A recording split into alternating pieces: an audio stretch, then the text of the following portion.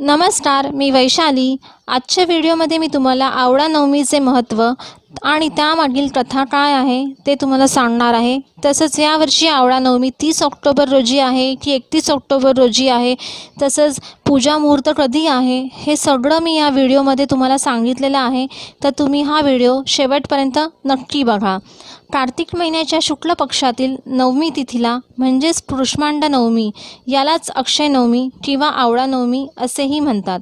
या दिवशी केलेले दान धर्म, पूजा अर्चा, धार्मिक कार्य अक्षय फळ देतात। म्हणूनच या दिवशी केलेले दान अक्षय म्हणजेच न संपणारे असे मानले जाते। यावर्षी आवळा नवमी तिथी 30 ऑक्टोबर रोजी सकाळी 10:06 प्रारंभ होणार असून 31 ऑक्टोबर रोजी सकाळी 10:03 समाप्त होणार आहे। तर यावर्षी आवळा नवमी 31 ऑक्टोबर रोजी असून पूजा मुहूर्त सकाळी 6:32 पासून ते 10:03 आहे। तर या कालावधीतच पूजा करायची आहे। या दिवशी भगवान विष्णूंची पूजा केली जाते। तसेच या दिवशी कोहळ्याचे दान करायचे असते आणि कोहळ्याची पूजा केली जाते। तर सर्वप्रथम पुरुषमांड नवमीला गाईच्या तुपात कोहळा बुडवून ठेवायचा आहे आणि मग या कोहळ्याची पूजा करावी। नंतर आपल्या यथाशक्तीने दक्षिणा फळांसह हा कोहळा दान करावा। कोहळ्याला एखाद्या सजीव प्राण्याच्या शिरांचे प्रतीक मानले जाते, म्हणून स्त्रिया कोहळा कापत नाही, तर पुरुषांकडून पहिला घाव घालून घेतात। बऱ्याच ठिकाणी यज्ञातही पशुबळीऐवजी कोहळ्याचा बळी दिला जातो। तसेच या दिवशी आपल्या यथाशक्तीने काही रत्न कोहळ्यासोबत दान केले जातात। कोहळा हा पित्तनाशक व बलवर्धक आहे। याच दिवसापासून द्वापार युगाचा प्रारंभ झाला आणि याच दिवशी भगवान श्रीकृष्ण वृंदावनातून मथुरेत आले होते। कार्तिक शुद्ध नवमीला भगवान विष्णूंनी कृष्मांड नावाच्या राक्षसाचा वध केला होता, म्हणून या नवमीला कृष्मांड नवमी म्हणतात। या दिवशी भगवान विष्णूंच्या शरीरातून कृष्मांड म्हणजेच कोहळ्याच्या वेली उत्पन्न झाल्या होत्या अशी मान्यता आहे। त्यामुळे या दिवशी कोहळ्याची दान करायचे असते पूजा करून। आवळा नवमीच्या दिवशी आंघोळीच्या पाण्यात आवळ्याचा रस टाकून स्नान करावे। आवळ्याच्या वृक्षाला हळद, कुंकू, फूल, अक्षता वाहून पूजा करावी। या वृक्षाला धात्री वृक्ष असेही म्हणतात। झाडापाशी दिवा लावावा, पूजा करावी।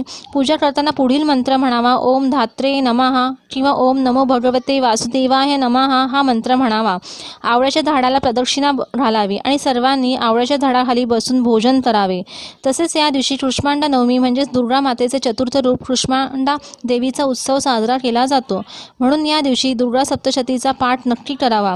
तसेच देवीची कोणतीही तुम्ही साधना उपासना करावी, सेवा करावी। तर आता या आवळा नवमीची पाठी काय कथा आहे ते मी तुम्हाला थोडक्यात सांगणार आहे।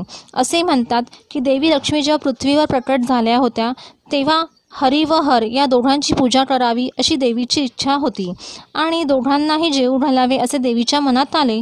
परंतु प्रथम कोणाला बोलवावे असा प्रश्न देवीला पडला। अशा वेळी एक कल्पना माता लक्ष्मीला सुचली।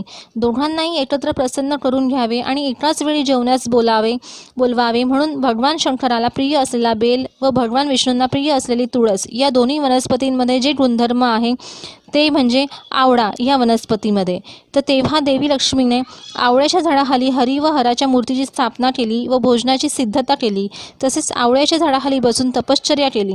तेव्हा देवी लक्ष्मीवर प्रसन्न होऊन भगवान शंकरांनी आणि भगवान विष्णूंनी दर्शन दिले। यावेळी भगवान विष्णूंनी आवळ्याच्या फळाला वरदान दिले की आजच्या दिवशी जे कोणी आवळ्याचे सेवन करेल त्याचे आरोग्य उत्तम राहील आणि आवळ्यात शीतल गुणधर्म असल्यामुळे या दिवशी आवळ्याचे सेवन करणे हे अतिशय उत्तम असते। त्यामुळे आजच्या दिवशी म्हणजे आवळा नवमीला नक्की आवळ्याचे सेवन नक्की करा। तर ही अशा प्रकारे थोडक्यात कथा होती आणि हे तुम्हाला पूजा मुहूर्त सगळं ह्याच्यामध्ये सांगितलं आहे। तर तुम्हाला कशी वाटली ही कथा मला नक्की सांगा आणि जर तुम्हाला हा व्हिडिओ आवडला असेल तर लाईक करा, शेअर करा आणि माझ्या ह्या चॅनलला नक्की सबस्क्राईब करा।